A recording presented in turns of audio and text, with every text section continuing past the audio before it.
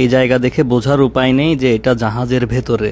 দেখে মনে হয় যেন বিশাল এক পার্কিং এরিয়া। বাস্তবে এটা কোনো পার্কিং এরিয়া নয়, এটা জাহাজের ভেতরেরই অংশ এবং এই মুহূর্তে সমুদ্রে জাহাজ চলছে। এর আগেও আমি অন্য জাহাজে কার ডেক নিয়ে ভিডিও করেছিলাম এবং সেই ভিডিও ছিল ফাস্ট ফরওয়ার্ডিং মোডে। আজকের ভিডিও নর্মাল স্পিডেই করব, ধৈর্য ধরে দেখতে চাইলে সাথেই থাকুন। এই জাহাজটি একটি গাড়ি বহনকারী জাহাজ, একসাথে ৭,০০০ গাড়ি বহন করে। জাহাজটি জাপানে তৈরি করা হয়েছে গত বছরের অক্টোবরে। সেই হিসেবে জাহাজটির বয়স মাত্র ৩ মাস। এই মুহূর্তে আমি জাহাজের ১২ নম্বর ফ্লোর থেকে ১১ নম্বর ফ্লোরে এসে পৌঁছেছি। এই দিকে লক্ষ্য করুন, দেয়ালে লেখা রয়েছে 11 ডেক। আর এরকম প্রত্যেক ডেকেই ৫০০ থেকে ৭০০ গাড়ি নেওয়া সম্ভব। এই জাহাজটির লম্বায় ২০০ মিটার, প্রায় ৬৬০ ফিট। লম্বায় ফুটবল মাঠের দ্বিগুণ, আর চওড়ায় ৩৮ মিটার বা ১২৪ ফিট। আমি যেহেতু বাংলাদেশি, অনেকে মনে করেন আমি বাংলাদেশি জাহাজেই আছি। আসলে এটি একটি জাপানিজ কোম্পানির জাহাজ। আর এরকম একটি জাহাজের দাম বাংলা টাকায় হিসাব করলে হবে প্রায় ১৩০০ কোটি টাকার মতো। এই যে দেখেন, এই মুহূর্তে আমরা ১০ তলায় এসে পৌঁছেছি বা ১০ নম্বর ডেকে। এখন এই র্যাম্পের মাধ্যমে ১০ নম্বর ডেক থেকে ৯ নম্বর ডেকে নামবো। অনেকেই আমাকে জিজ্ঞেস করেছেন জাহাজে গাড়িগুলোকে কিভাবে সিকিউর করে রাখা হয়। এই যে আপনারা ফ্লোরে দেখুন, হোল রয়েছে। এই হোলগুলোর মধ্যেই ক্ল্যাসপারের সাহায্যে গাড়িকে শক্তভাবে সিকিউর করে রাখা হয়, যে কারণে জাহাজ এপাশ ওপাশ দুললেও বা খারাপ ওয়েদারে গাড়িগুলো এক চুলো নড়ার কোনো সুযোগ নেই। এই কারণে গাড়িগুলো সুন্দরভাবে এক স্থান থেকে অন্য স্থানে ট্রান্সপোর্ট করা সম্ভব হয়। এই মুহূর্তে ৯ তলায় এসে পৌঁছেছি। যে সময় জাহাজে গাড়ি লোড করা থাকে ওই সময়ে কার ডেকে আসলে হাঁটা চলার জায়গা খুবই কম থাকে, এভাবে ফ্রিলি মুভমেন্ট করা যায় না। বর্তমানে পৃথিবীর সবচাইতে বড় যে গাড়ির জাহাজটি রয়েছে সেটির নাম হচ্ছে BYD শেনজেন, একটি চাইনিজ কোম্পানির জাহাজ।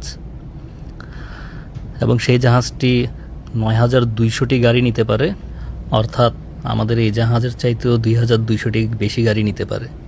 এই জাহাজে শুধু যে গাড়ি তা নয়, বড় এক্সকাভেটর বা আরও হেভি লোড কার্গো নেওয়া সম্ভব।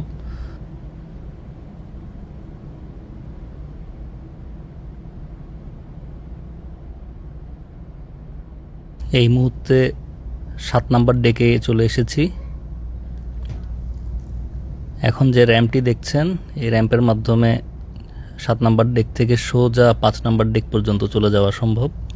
আর এখানে যে ৬ নম্বর ডেকটি দেখছেন, এই ডেক হচ্ছে লিফটেবল ডেক, অর্থাৎ ৫ নম্বর ডেকে যদি অনেক উঁচু ধরনের যানবাহন, বড় এক্সকাভেটর এসব যদি লোড করতে হয়, সেক্ষেত্রে ৬ নম্বর ডেককে উপরের দিকে লিফট করার ব্যবস্থা রাখা হয়েছে। তো এখানে আপনারা অলরেডি দেখছেন ৬ নম্বর ডেকের অনেকগুলো অংশ অলরেডি উপরের দিকে উঠানো হয়েছে। আর এভাবেই এই ৫ নম্বর ডেকের হাইট বৃদ্ধি করা হয় বড় বড় ভেহিকেলগুলোকে অ্যাকোমোডেট করার জন্য। আর এই ডেকের অংশগুলোকে উপরে লিফট করার জন্য জাহাজেই রয়েছে ডেক লিফটার ট্রাক। এই যে সামনে যে গাড়িটি দেখছেন, এটাই হচ্ছে আমাদের জাহাজের ডেক লিফটার ট্রাক। এটি ব্যবহার করে ডেককে উপরে নিচে উঠানো নামানো হয়। এই যে একদম কাছ থেকে দেখুন এই ডেক লিফটার ট্রাক। আর এই যে দেখুন এই গাড়িটি কিভাবে সিকিউর করে রাখা হয়েছে, এবং এভাবেই জাহাজে যখন অন্যান্য গাড়িগুলো ওঠানো হয় ঠিক এভাবেই ক্ল্যাসপারের মাধ্যমে সিকিউর করে রাখা হয়। এবং এর ফলে জাহাজ যতই দুলুক বা যতই খারাপ ওয়েদার হোক, গাড়ি মুভ করার কোনো সুযোগই থাকে না। এই যে দেখছেন এখানে সুন্দরভাবে সাজিয়ে রাখা হয়েছে, এগুলোই সব ক্ল্যাসপার। নেক্সট পোর্টে যখন নতুন কার্গো লোড করা হবে ওই সময় এই ক্ল্যাসপারগুলো ব্যবহার করা হবে গাড়ি সিকিউর করে রাখার জন্য। এছাড়াও জাহাজে আরও আছে, এই যে দেখছেন সামনে, এটা হচ্ছে ফর্কলিফট, নানা কাজে ব্যবহৃত হয় এই ফর্কলিফট। আর অন্য পাশে এটা একটা পিকআপ, এটা জাহাজে বিভিন্ন জিনিস আনা নেওয়ার কাজে ব্যবহৃত হয়।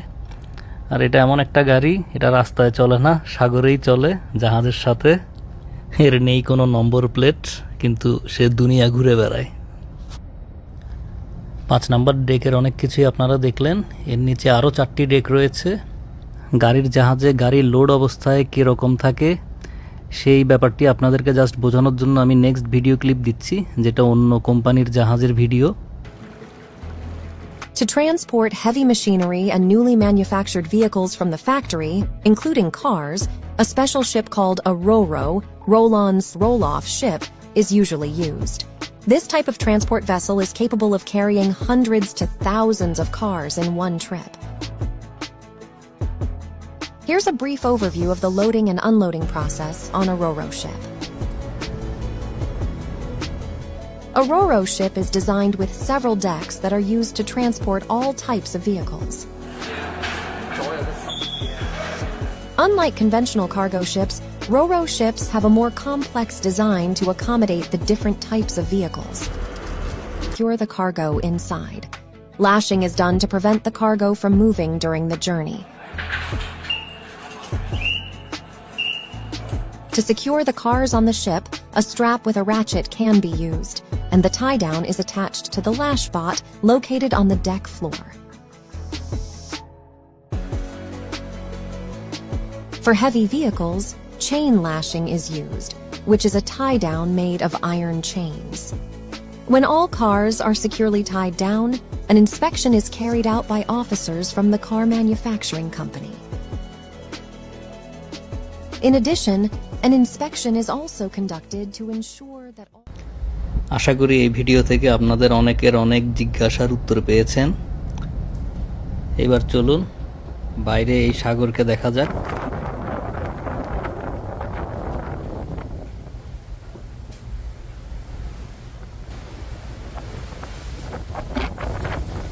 আমাদের সামনে একটি ঘূর্ণিঝড় রয়েছে। আজকে রাতের দিকে ঘূর্ণিঝড়ের কাছাকাছি পৌঁছাবে আমাদের শিপ। আকাশ মেঘলা থাকার কারণে সাগরকে আর নীল দেখাচ্ছে না। আজকের ভিডিও এ পর্যন্তই। সবাই ভালো থাকবেন। আল্লাহ হাফেজ।